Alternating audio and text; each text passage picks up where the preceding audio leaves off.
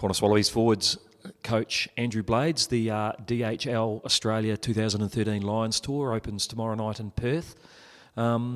Big games, these games for the local players.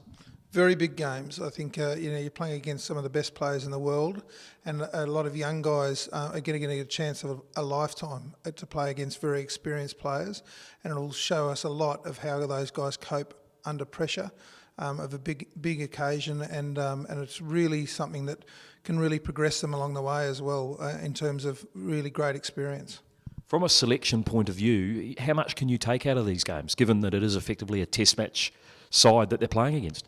I think it shows a lot about guys, character and strength, because you're playing against, a side of seasoned internationals, the top guys in their positions. So how you stand up against them is a real show of where you're at currently, and you do see guys that can really rise to those occasions. So you do see a lot of that from a selection point of view.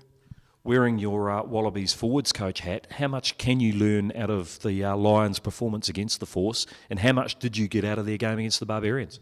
The game against the Barbarians was interesting from a point of view. The conditions were tough, and also an opposition. You never know how hard a Barbarian side is going to go against you. But I think once we see them play 2 or 3 games, you'll start to see things emerge, patterns, the way line-out callers call, the tactics they're using in the scrum. So those sort of things we'll get a lot out of in terms of our preparation.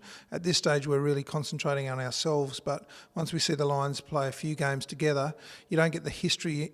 You don't get to see the history year in, year out like you do if you're playing England or Wales and things like that. So we've really got to see them develop over a few games to see how they're trying to play.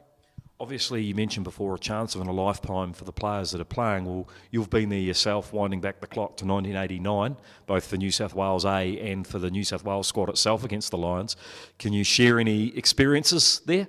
I think what I experienced from it was the intensity. I was a young guy as well, on the fringe and getting my first opportunity, and it was a real shock to me in terms of the intensity of the guys that we played against. Guys that I'd only watched on telly and playing, and some of them were sort of almost your heroes, and then suddenly you're running out against these guys, and I really was shocked in a way as to how hard they came at it, and just the commitment they showed in the game. And we lost a lot of players early.